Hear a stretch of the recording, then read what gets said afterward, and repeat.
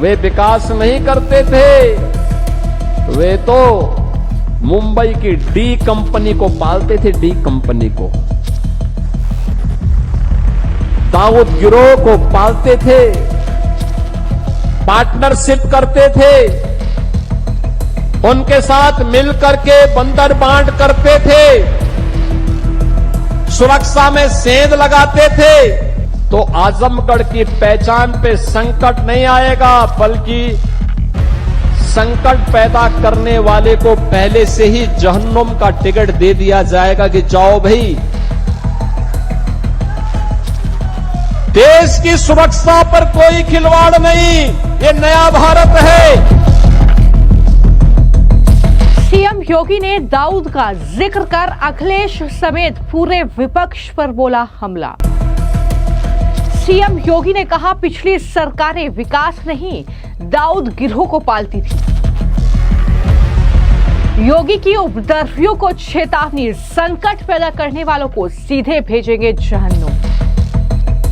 उत्तर प्रदेश के मुख्यमंत्री योगी आदित्यनाथ ने एक बार फिर से उत्तर प्रदेश के उपद्रवियों को सीधी चेतावनी दे दी है कि अगर राज्य में संकट पैदा करने की कोशिश की जाएगी तो उन्हें सीधे जहन्नुम यानी नर्क भेजा जाएगा। ये सीधी चेतावनी उपद्रवियों को है जो कहीं ना कहीं हिंसक होने की कोशिश करते हैं, हिंसा फैलाने की कोशिश राज्य में करते हैं। उन्हें चेतावनी देते हुए सीएम योगी आदित्यनाथ ने पिछली सरकारें जो उत्तर प्रदेश में रही हैं और खासतौर पर अखिलेश यादव और कांग्रेसियों पर सीएम योगी ने जमकर हमला बोला, वो जमकर भड़के और उन्होंने डी कंपनी और अंडरवर्ल्ड डॉन दाऊद इब्राहिम का जिक्र करते हुए अखिलेश यादव पर सबसे बड़ा हमला बोला। उन्होंने कहा कि पिछली सरकारें विकास नहीं करती थी, बल्कि दाऊद और उसके गिरोह को पालने पोसने का काम करती थी। उन्होंने कहा कि मुंबई की डी कंपनी के साथ उनके पार्टनरशिप रहते थे और डी कंपनी को वो पाल रहे थे।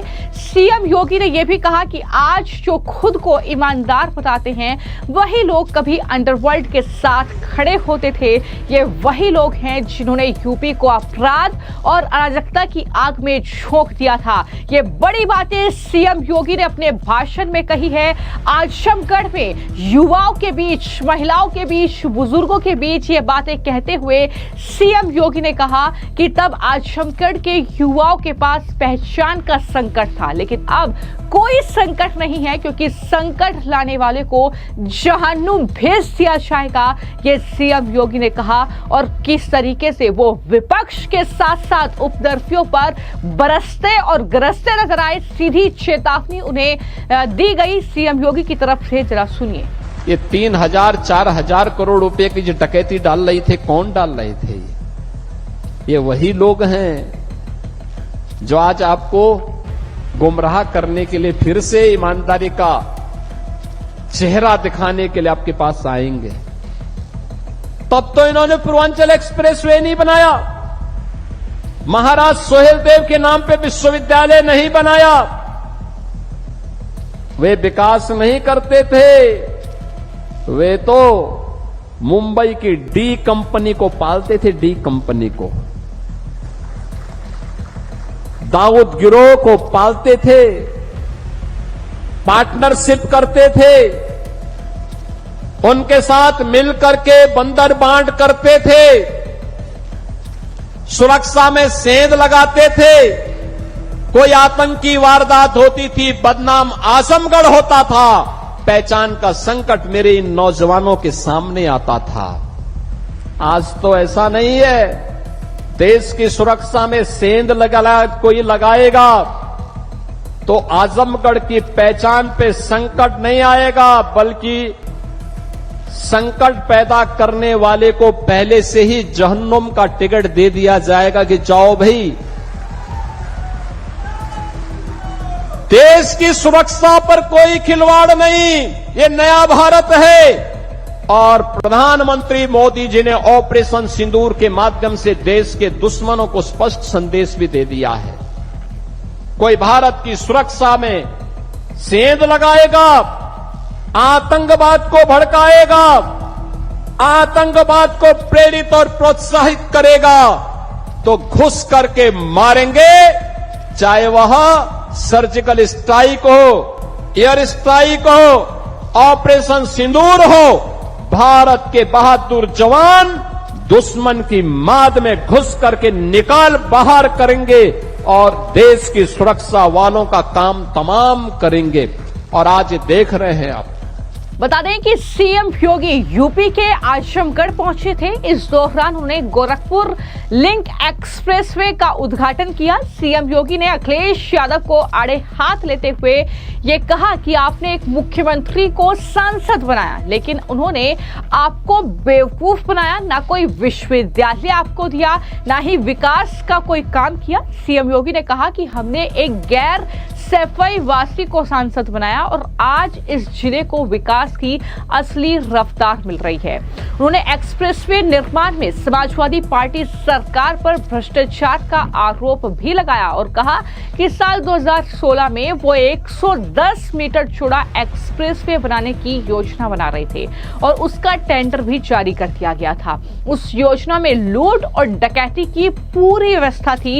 ये सीएम योगी आदित्यनाथ ने भ्रष्टाचार का एक बड़ा और गंभीर आरोप जो है वो अखिलेश यादव पर लगा दिया।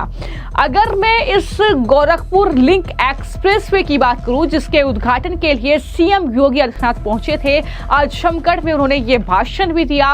आजमगढ़ की पहचान जो थी वो किस तरीके की थी पहले सब जानते हैं और उसी चीज का जिक्र सीएम योगी आदित्यनाथ ने किया। लेकिन जहां तक बात ये गोरखपुर लिंक एक्सप्रेसवे की है तो पूर्वांचल एक्सप्रेसवे से ये जुड़ा है। इसकी कुल लंबाई जो है वो 91 किलोमीटर लगभग है।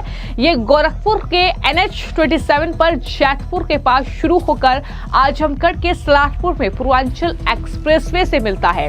4 जिले गोरखपुर, संत कबीर नगर, अंबेडकर नगर और आजमगढ़ से होकर गुजरने वाला ये एक्सप्रेसवे भविष्य में 6 लेन तक भी जो है इसको बढ़ाया जा सकता है। ये भी जानकारी सामने आई है और इससे जो है गोरखपुर से नोएडा की दूरी भी लगभग कम हो जाएगी 3 घंटे। तो जाहिर तौर पर एक बड़ा तोहफा यूपी को, खास तौर पर गोरखपुर से आजमगढ़ तक के अगर रास्ते की हम जिक्र करें तो लोगों को मिला है। और इसी दौरान सीएम योगी ने या अखिलेश यादव समेत जो पिछली सरकारें यूपी में रही हैं, बड़ा हमला उन पर बोला। डी कंपनी के साथ उनके संबंध हैं, ये बातें सीएम योगी आदित्यनाथ के जरिए कही गई।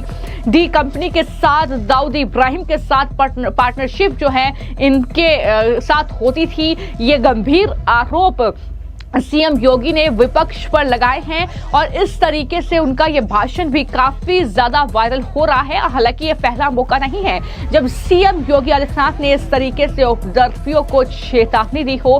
पहले भी वो इस तरीके से उपद्रवियों पर गरजते और बरसते दिखाई दिए हैं, उन्हें सीधी चेतावनी, जिसका असर यूपी में कुछ इस तरीके से देखने को मिला था कि अब जो अपराधी होते हैं उत्तर प्रदेश में वो खुद ही थाने आकर सरेंडर कर देते हैं, क्योंकि जिस तरीके का एनकाउंटर का खौफ उनके भीतर है।